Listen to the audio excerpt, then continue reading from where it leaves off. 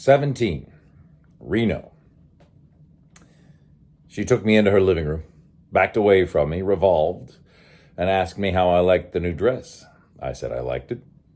She explained that the color was rose beige and that the dinguses on the side were something or other, winding up. And you really think I look good in it? You always look good, I said. Lou Yard and Pete the Finn went calling on old Elihu this afternoon. She made a face at me and said, "You don't give a damn about my dress. What did they do there?" "A powwow, I suppose." She looked at me through her lashes and asked, "Don't you really know where Max is?" Then I did. There was no use admitting I hadn't known all along. I said, "At Wilson's, probably, but I haven't been interested enough to make sure." "That's goofy of you. He's got reasons for not liking you and me. Take Mama's advice and nail him quick if you like living and like having Mama live, too." I laughed and said, "You don't know the worst of it. Max didn't kill Noonan's brother. Tim didn't say Max. He tried to say Max Swain and died before he could finish." She grabbed my shoulders and tried to shake my 190 pounds. She was almost strong enough to do it. "God damn you!" Her breath was hot in my face. Her face was white as her teeth. Rouge stood out sharply like red labels pasted on her mouth and cheeks. "If you framed him and made me frame him, you've got to kill him. Now." I don't like being manhandled, even by young women who look like something out of mythology when they're steamed up. I took her hands off my shoulders and said, "Stop belly aching. You're still alive." "Yes, still. But I know Max better than you do. I know how much chance anybody that frames him has got of staying alive long. It would be bad enough if we had got him right, but don't make so much fuss over it. I've framed my millions and nothing's happened to me. Get your hat and coat and we'll feed. You'll feel better then." "You're crazy if you think I'm going out. Not with that—" "Stop it, sister. If he's that dangerous, he's just as likely to get you here as anywhere. So what difference does it make?" "It makes a—" "You know what you're going to do. You're going to stay here until Max is put out of the way. It's your fault, and you've got to look out for me. I haven't even got Dan. He's in the hospital." "I can't," I said. "I've got work to do. You're all burnt up over nothing. Max has probably forgotten all about you by now. Get your hat and coat. I'm starving." She put her face close to mine again, and her eyes looked as if they had found something horrible in mine. "Oh, you're rotten," she said. "You don't give a damn what happens to me. You're using me as you use the others. That dynamite you wanted. I trusted you." "You're dynamite, all right, but the rest of it's kind of foolish. You look a lot better when you're happy. Your features are heavy. Anger makes them downright brutal. I'm starving, sister." "You'll eat here," she said. "You're not going to get me out after dark." She meant it. She swapped the rose beige dress for an apron and took inventory of the icebox. There were potatoes, lettuce, canned soup, and half a fruitcake. I went out and got a couple of steaks, rolls, asparagus, and tomatoes. When I came back, she was mixing gin, vermouth, and orange bitters in a quart shaker, not leaving a lot of space for them to move around in. "Did you see anything?" she asked. I sneered at her in a friendly way.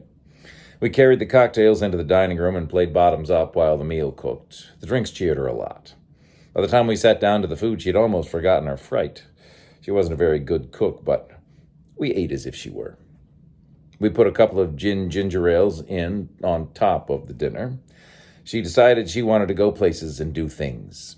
No lousy little runt could keep her cooped up because she'd been as square with him as anybody could be until he got nasty over nothing. And if he didn't like what she did, he could go climb trees or jump in lakes. And we'd go out to the Silver Arrow where she had meant to take me because she had promised Reno she'd show up at his party. And by God, she would. And anybody who thought she wouldn't was crazy as a pet cuckoo. And what did I think of that? "Who's Reno?" I asked, while she tied herself tighter in the apron by pulling the strings the wrong way.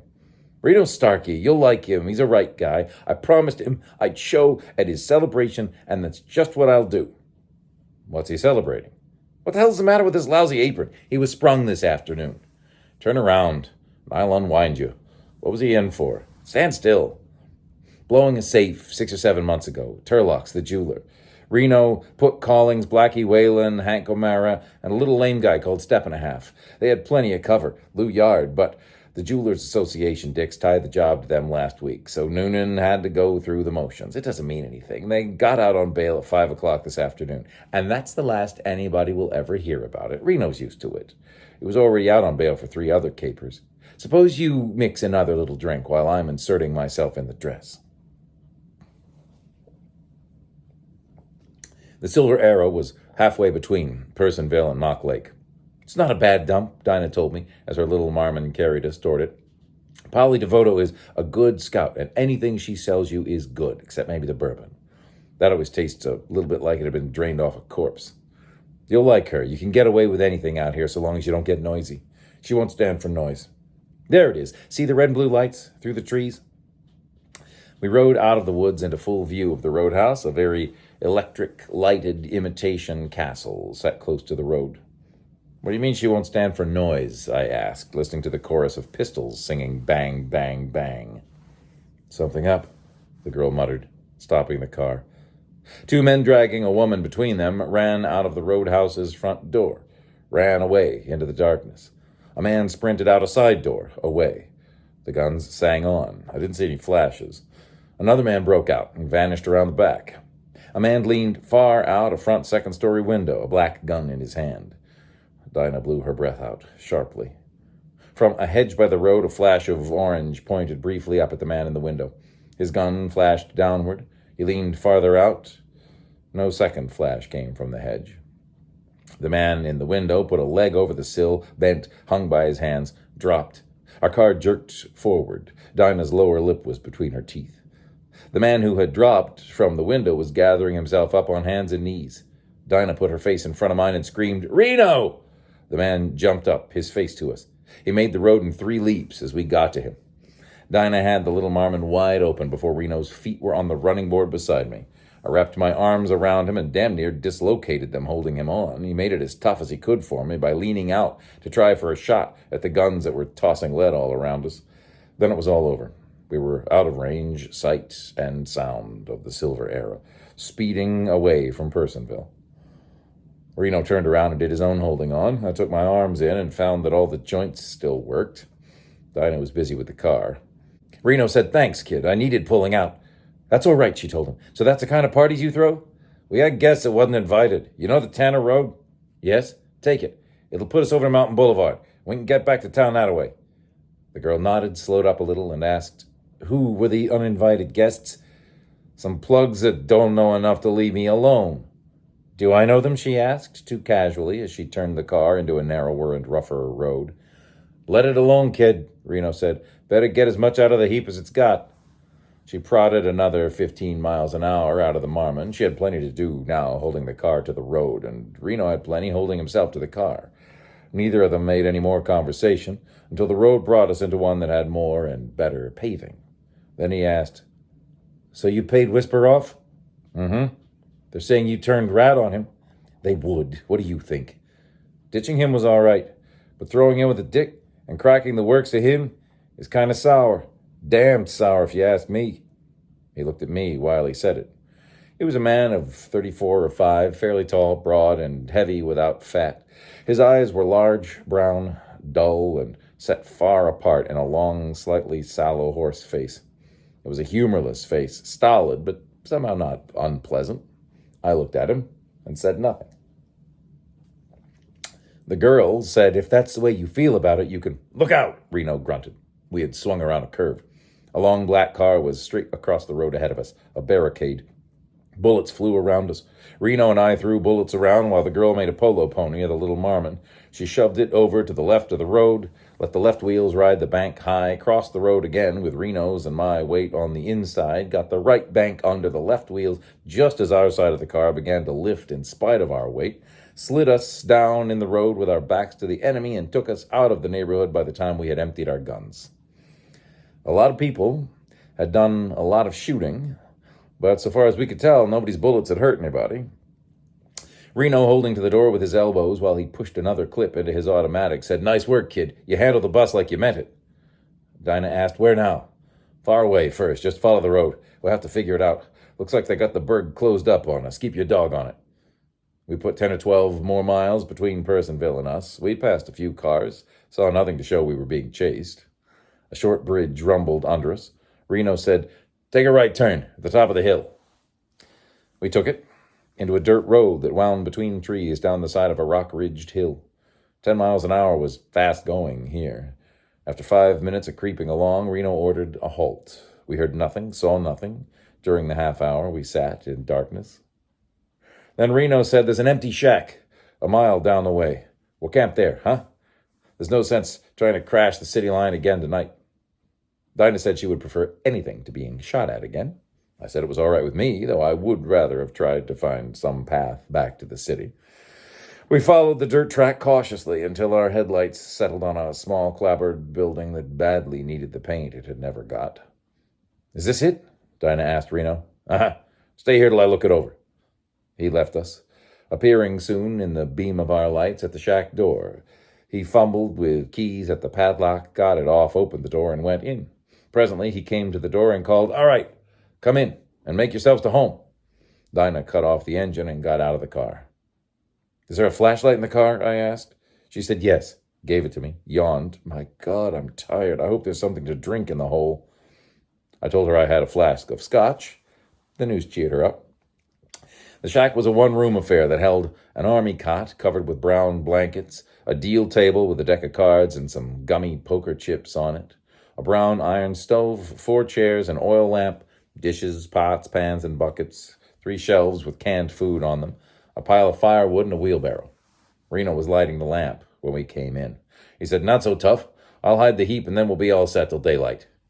Dinah went over to the cot, turned back the covers, and reported, "Maybe there's things in it, but anyway, it's not alive with them. Now let's have that drink." I unscrewed the flask and passed it to her while Reno went out to hide the car. When she had finished, I took a shot. The purr of the Marmon's engine got fainter. I opened the door and looked out. Downhill, through trees and bushes, I could see broken chunks of white light going away. When I lost them for good, I returned indoors and asked the girl, "Have you ever had to walk home before?" "What?" "Reno's gone with the car." "The lousy tramp. Thank God he left us where there's a bed anyway." "That'll get you nothing." "No?" "No. Reno had a key to this dump. 10 to 1 the birds after him. Know about it. That's why he ditched us here. We're supposed to argue with them, hold them off his trail a while." She got up wearily from the cot, cursed Reno, me, all men from Adam on, and said disagreeably, "You know everything. What do we do next?" "We find a comfortable spot in the great open spaces not too far away and wait to see what happens." "I'm going to take the blankets." "Maybe one won't be missed, but you'll tip our mitts if you take more than that." "Damn your mitts," she grumbled. But she took only one blanket. I blew out the lamp, padlocked the door behind us, and with the help of the flashlight, picked a way through the undergrowth.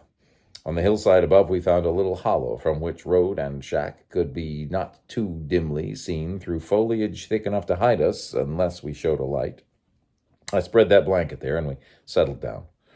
The girl leaned against me and complained that the ground was damp, that she was cold in spite of her fur coat, that she had a cramp in her leg, and that she wanted a cigarette.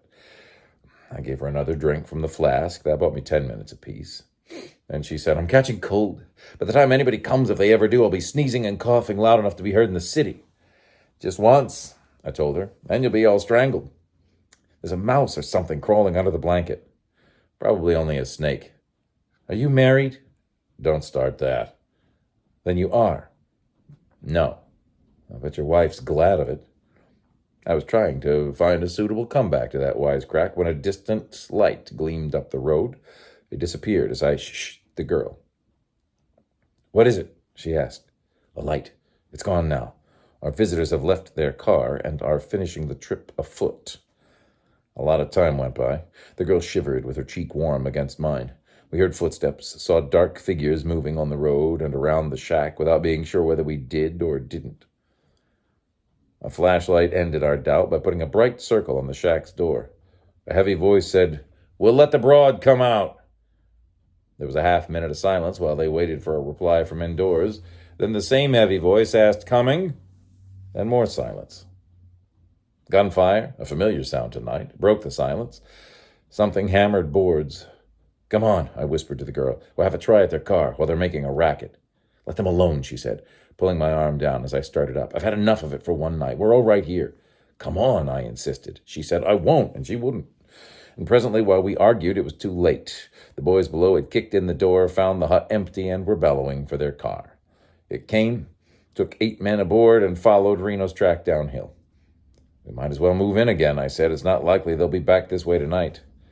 I hope to God there's some scotch left in that flask, she said as I helped her stand up.